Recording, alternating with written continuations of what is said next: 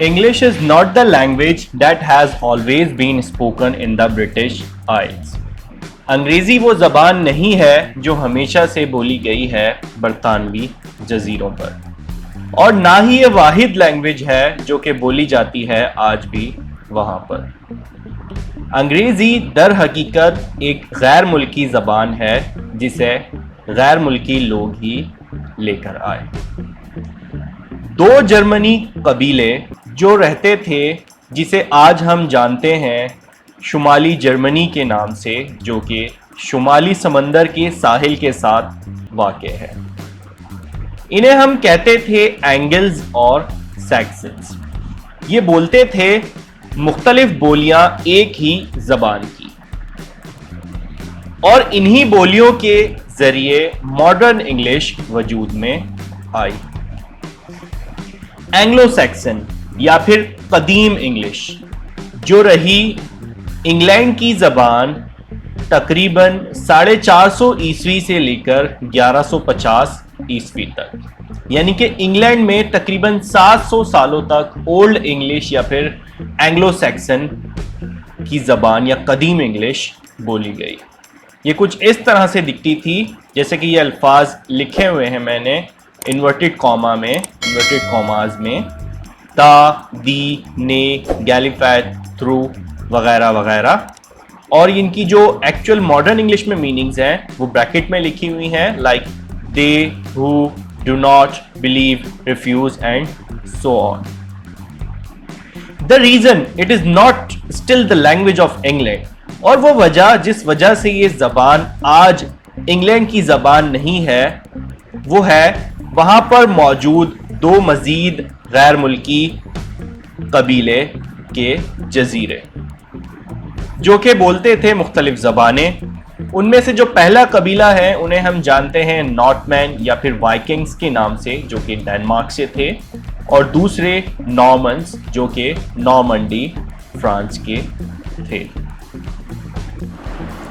दूसरे मौजूद कबीलों के नतीजे में ख़ास तौर पे फ्रेंच बोलने वाले नॉर्मन्स ने 1066वीं ईस्वी में ओल्ड इंग्लिश को कंसिडरेबली तौर पर मॉडिफाई कर दिया, यानी कि ओल्ड इंग्लिश को उन्होंने काबिले गौर तौर पर बदल के रख दिया, and turned it into a compound language, और इसको बदल के रख दिया एक कंपाउंड लैंग्वेज में। कंपाउंड लैंग्वेज होती है जो कि मिक्स लैंग्वेज होती है, यानी कि अब ओल्ड इंग्लिश में नॉर्मन्स के फ्रेंच के जो वोकैबुलरी थी वो ऐड हो चुकी थी, जिसे हम आज मिडिल इंग्लिश के नाम से जानते हैं। कंपाउंड लैंग्वेज क्या होती है? हमारी जो उर्दू लैंग्वेज है वो भी एक कंपाउंड लैंग्वेज है, क्योंकि इसके अंदर हमें फारसी के अल्फाज भी मिलते हैं, इसके अंदर हमें अरबी के अल्फाज भी मिलते हैं, और इसके अंदर हमें उर्दू के अल्फाज भी मिलते हैं। तो इसी तरीके से ओल्ड इंग्लिश के अंदर नॉर्मन्स ने अपने अल्फाज डालना शुरू किए, और फिर ये ओल्ड इंग्लिश बदल के रह गई मिडिल इंग्लिश के अंदर। मिडिल इंग्लिश बोली जाती थी कई इलाकाई बोलियों में, लेकिन जो रोजमर्रा की इंग्लिश थी उसने अपनी इलाकाई खुसूसियत डाली बहुत सारे इलाकों में इंग्लैंड के, जो कि वजूद में आई थी मिडिल इंग्लिश के बोले जाने से। अब इसका क्या मतलब है? इसका यह मतलब है कि मिडिल इंग्लिश जो है वो कई डायलेक्ट्स में बोली जाती थी, रीजनल डायलेक्ट्स, यानी कि कई इलाकाई बोलियों में, यानी कि जबान एक थी लेकिन उसकी बोलियां कई किस्म की थी जो कि रीजन वाइज डिफर करती थी। और कॉलिकल इंग्लिश ने अपना सिक्का जमाया, यानी कि इलाकाई तौर पे जो बोले जाने वाली इंग्लिश थी वो रीजन टू रीजन एक दूसरे से डिफर करती थी, और ये वजूद में आई थी मिडिल इंग्लिश से।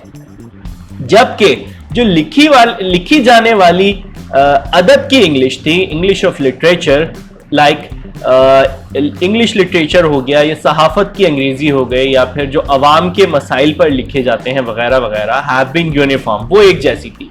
यानी कि जो बोले जाने वाली रोजमर्रा की जिंदगी थी वो रीजन टू रीजन डिफर करती थी, डायलेक्ट के सेंस में, और लिखे जाने वाली जो अंग्रेजी थी वो एक जैसी ही दिखती थी। एक अंग्रेज को अगर आप बोलते हुए देखेंगे तो आप उसे ये आराम से पहचान सकते थे कि वो कहां पैदा हुआ और कहां बड़ा हुआ। और लेकिन अगर वो पढ़ा लिखा है, वेल एजुकेटेड है, तो उसकी राइटिंग से आप शायद ही ये बात पहचान सकें। अब इसका क्या मतलब है? इसका यही मतलब है कि उसके बोले जाने के अंदाज से तो आप पहचान जाते हैं कि वो किस इलाके में पैदा हुआ और बड़ा हुआ, लेकिन अगर वो लिखेगा उसी चीज को तो आप उससे शायद ही पहचान पाए, क्योंकि हमने अभी पढ़ा कि लिखे जाने वाली इंग्लिश हैव बीन यूनिफॉर्म, वो एक जैसी रही है, और इलाकाई डायलेक्ट जो है, रीजनल डायलेक्ट्स, वो डिफर करते थे इंग्लैंड में। इस किताब में इस्तेमाल होने वाली इंग्लिश स्टैंडर्ड इंग्लिश है। स्टैंडर्ड इंग्लिश वजूद में आई है डायलेक्ट से, जो कि डायलेक्ट है मिडिल इंग्लिश का, यानी कि मिडिल इंग्लिश की बोली से हमारी स्टैंडर्ड इंग्लिश वजूद में आई है, और इसको नाम दिया गया है लेट लंदन डायलेक्ट का, जो कि बोली जाती थी सेकंड हाफ में 14वीं सदी के। इसको लेट लंदन डायलेक्ट इसलिए कहा गया क्योंकि ये इस पीरियड का एंड साबित हुआ, यानी कि मिडिल इंग्लिश पीरियड का एंड साबित हुआ, इसलिए इसको लेट लंदन डायलेक्ट के नाम से जाना गया। और फिर 15वीं सदी के आखिर तक इंग्लिश इतनी तरक्की कर चुकी थी या इतनी तैयार हो चुकी थी कि वो एक जबान की शक्ल इख्तियार कर जाती, जिसे हम आज मॉडर्न इंग्लिश के नाम से जानते हैं। इट वॉज ऑब्वियस, ये जाहिर सी बात थी कि लंदन की बोले जाने वाली इंग्लिश को बनना चाहिए था स्टैंडर्ड मॉडल पूरी कंट्री के लिए, यानी कि पूरे मुल्क के लिए जो लंदन में इंग्लिश बोली जाती थी उसको स्टैंडर्ड मॉडल बनना चाहिए था, यानी कि मायारी नमूना बनना चाहिए था। अदालतें और जो बादशाह की हुकूमत थी वो भी लंदन का डायलेक्ट, यानी कि लंदन में बोले जाने वाली इंग्लिश ही यूज करते थे, और क्योंकि ये सबसे बड़ा शहर था और बरतानिया की ये बंदरगाह भी थी, तो इसलिए ये सबसे ज्यादा इस्तेमाल होने वाली और काबिल कबूल इंग्लिश थी तिजारत के लिए। दो मशहूर राइटर्स चॉसर और गोवर, जिन्होंने इस डायलेक्ट को बोला भी और लिखा भी, यानी कि जो लंदन की इंग्लिश थी उन्होंने उसको बोला भी और लिखने के लिए भी उसको इस्तेमाल किया अदब के लिए। जॉफ्री चॉसर, जो 1343 में पैदा हुए और 1400 में उनका इंतकाल हुआ, एक अजीम इंग्लिश राइटर थे उस वक्त के। जो नीचे लाइंस ली गई हैं वो उनके एक प्रोलॉग से ली गई हैं कैंटरबरी टेल्स के, और ये आपको दिखाएगा कि इंग्लिश ने ओल्ड इंग्लिश से मिडिल इंग्लिश की तरफ किस तरह से चेंज किया। जो अल्फाज बोल्ड में लिखे हुए हैं ये मिडिल इंग्लिश के अल्फाज हैं, और इनकी मॉडर्न इंग्लिश की ट्रांसलेशन ब्रैकेट में लिखी हुई है। मैं फिलहाल मॉडर्न इंग्लिश में इसको ट्रांसलेट करके पढ़ रहा हूं, आप पोज करके देख सकते हैं इनकी ओल्ड मिडिल इंग्लिश जो है वो और आज की मॉडर्न इंग्लिश में कितना ज्यादा फर्क मौजूद है। You are being to Canterbury, may God aid you and may the blessed martyr reward you, and I will know that as you travel along the road, you plan to tell stories and amuse yourselves. For truly, there is no pleasure or merriment in riding along the road as dumb as any stone, and therefore I will see that you are entertained, as I first said, and give you some pleasure. There were no more changes to the language.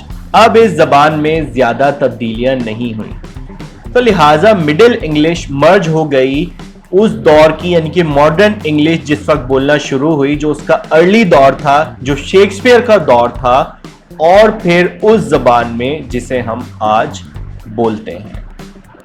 So far we have discussed only about England, not Britain.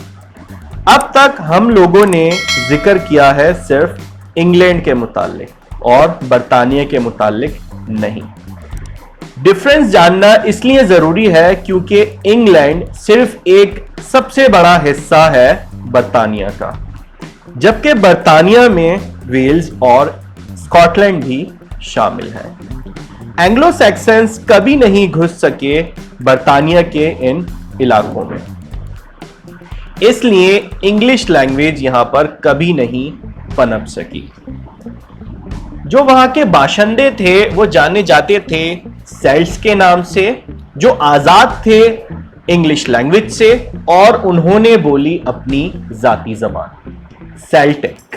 Celtic मुख्तलिफ बोलियों में आज भी बरतानिया में और Ireland में बोली जाती है। वेल्श वेल्स में बोली जाती है, और जबकि गैलिक स्कॉटलैंड में और एर्स आयरलैंड में। और एक चौथा सेल्टिक का जो डायलेक्ट है कॉर्निश, वो बोला जाता था जनूबी मगरिबी कॉर्नर में इंग्लैंड के, लेकिन आज उसका कोई बोलने वाला नहीं है, या उसके 200 साल पहले ही बोलने वाले खत्म हो चुके हैं। एंग्लो सैक्सन अब एक मुर्दा जबान है, लेकिन इसकी वोकैबुलरी अब भी हमारी मॉडर्न इंग्लिश में, या आज भी हमारी मॉडर्न इंग्लिश में एग्जिस्ट करती हैं। ज्यादातर मॉडर्न इंग्लिश के जो वर्ड्स हैं वो एंग्लो सैक्सन हैं, जैसे कि father, mother, food etcetera. Modern English mix है नॉर्मन फ्रेंच में। फ्रेंच एक लैटिन लैंग्वेज है, तो हमारे ज्यादातर वोकैबुलरी अब लैटिन है, यानी कि असल में हकीकी तौर पर वो लैटिन वर्ड्स हैं, लेकिन अब वो मिक्स हो चुके हैं हमारी मॉडर्न इंग्लिश में, तो हमें वो फील नहीं होता, लेकिन वो हमारे जो असल हकीकत में लैटिन के वर्ड्स हैं। इसलिए हमारे पास बहुत सारे सिनोनिम्स यानी कि सिमिलर वर्ड्स मौजूद हैं। एक जबान कभी भी एक जैसी नहीं रहती, ये हमेशा चेंज होती रहती है, तो इंग्लिश ने भी इसी तरह से चेंज किया है। वाहिद अहम तब्दीली जो इंग्लिश में आई है 16वीं सदी के बाद से, वो है बहुत बड़ी तादाद में इसकी वोकैबुलरी में इजाफा।